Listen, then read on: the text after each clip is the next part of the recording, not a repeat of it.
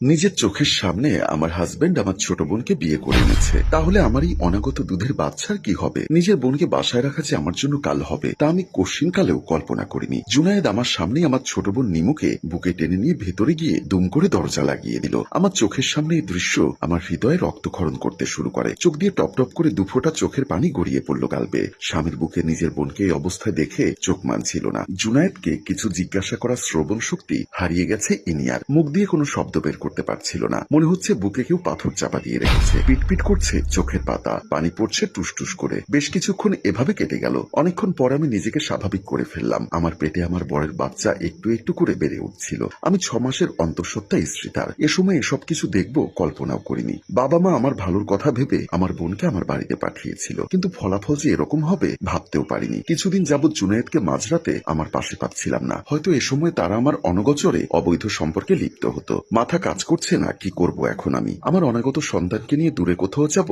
নাকি এসব দেখেও না দেখার ভান নিয়ে বসে থাকবো? কিন্তু আমার বাচ্চা পৃথিবীতে আসলে তাকে কি জবাব দিব? তার প্রশ্নের উত্তর কিভাবে দিব? তাকে কিভাবে বলবো তোমার বাবা একটি লম্পট? আমার দূরে যাওয়াই উচিত। আমি চাই না আমার অনাগত সন্তান দুশ্চরিত্রবানের ছত্রছায়ায় মানুষ হোক। যেই ভাবা সেই কাজ। আমি আস্তে আস্তে এক কাপড়ে নিচে নেমে আসি। দারোয়ান আমাকে এই অবস্থায় নিচে আসতে দেখে জিজ্ঞাসা করে, কোথায় যাচ্ছেন ম্যাডাম? এই অবস্থায় এভাবে নিচে এসেছেন। স্যার জানে তো আপনার কিছু লাগবে ম্যাডাম? দিন আমি নিয়ে আসি। আলম ভাই, যার সংসারটাই নষ্ট হয়ে গেছে তার কি লাগবে? না লাগবে না, এসব না ভাবলেও চলবে। আলম ভাই, এই নিন একটা চিঠি, আপনি খুলবেন না। আপনার স্যার যখন আমায় খুঁজবে তখন তার হাতে দিবেন। আমি মার্কেটে যাচ্ছি, আল্লাহ হাফেজ। আলম ইশারায় কথাগুলো ঠিক মতো বুঝতে পারলো না, তাই দায়িত্বশীল হয়ে বলল, ম্যাডাম এই অবস্থায় এভাবে নিচে আসা ঠিক হয়নি। কিছু লাগলে আমাকে ডাকতে পারতেন, আমি এনে দিতাম। কিন্তু নিচে যেহেতু চলে এসেছেন, স্যারের গাড়িটা নিয়ে যান। দাঁড়ান, আমি ড্রাইভারকে কল করি। ইনিয়া মুচকি হেসে বলল, আপনার স্যারের কোনো কিছু ব্যবহার করতে পারবো না। আমি চাই না আমার অনাগত জীবনে তার ছোঁয়া লাগুক। আমি রিক্সা নিয়ে চলে যেতে পারবো। কি বলেন? আপনি এই অবস্থায় রিক্সায় উঠতে পারবেন?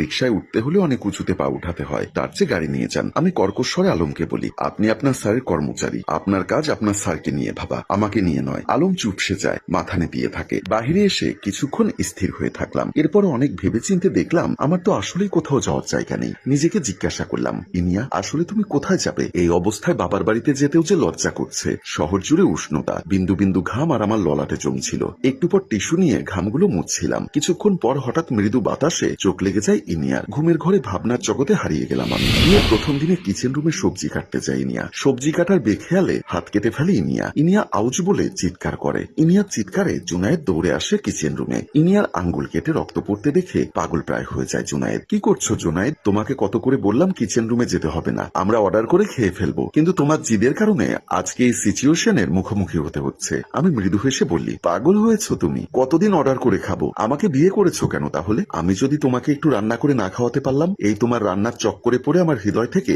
রক্তপাত হচ্ছে। আরে সামান্য কেটেছে, কিচ্ছু হবে না, ড্রেসিং করলে হয়ে যাবে। চুপ, চলো আমার সাথে। গাড়ি বের করতে বলি। আরে এর জন্য আবার গাড়ি করে কোথায় নিয়ে যাচ্ছ?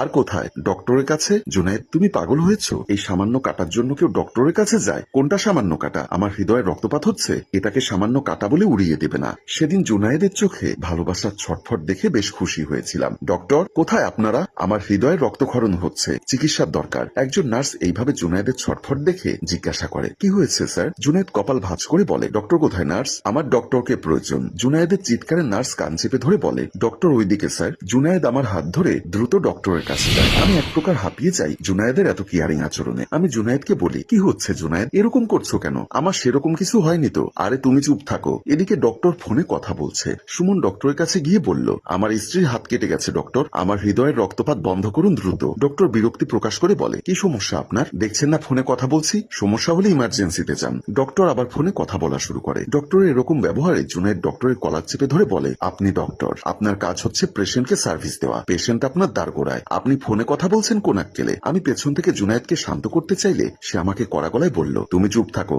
ডক্টর ফোন কেটে দেয়। এরপর জুনায়েদকে হেসে বলে, নতুন বিয়ে হয়েছে তাই না? আচ্ছা আসুন ইমার্জেন্সি। অনেকক্ষণ যাবত আমি এক জায়গাতে বসে আছি। এদিকে এক লোক আমার দিকে তাকিয়ে হাসছে। আমি বুঝতে পারি লোকটার মতলব সুবিধার না। আমার তখন খুব ভয় করছে। তখনই উঠে পড়ি সেখান থেকে। এরপরে হাঁটা শুরু করি সামনের দিকে। এরপর পেছন থেকে লোকটাও ধাওয়া শুরু করলো। আমি এই অসুস্থ অবস্থায় দৌড়াতে শুরু করি। প্রাণপণে নিজেকে বাঁচাতে দৌড়াচ্ছি, কিন্তু একটা জায়গায় এসে থমকে গেলাম। আর পা চলছে না আমার। লোকটা আমার একদম কাছে এসে দাঁড়ালো। আমার খুব বেশি ভয় করছিল। আমি কোন রকমে বলি, কি চাই আপনাদের? লোকটা হেসে উঠে বলল, তোমাকে। তারপর আবার হাসতে শুরু করে। সম্মানিত ভিউয়ার্স, গল্পটির পরের পরের পর্ব দেখতে চাইলে অবশ্যই কমেন্ট বক্সে জানাতে ভুলবেন না। আর আমাদের আজকের গল্পটি ভালো লাগলে শেয়ার করতে অনুরোধ জানাচ্ছি। গল্পটির ভাবনা ও পরিচালনায় অভি, ক্যামেরায় শিহাব ও শাকিল এবং প্রযোজনায় মঞ্জুর মোর্শেদ। ধন্যবাদ।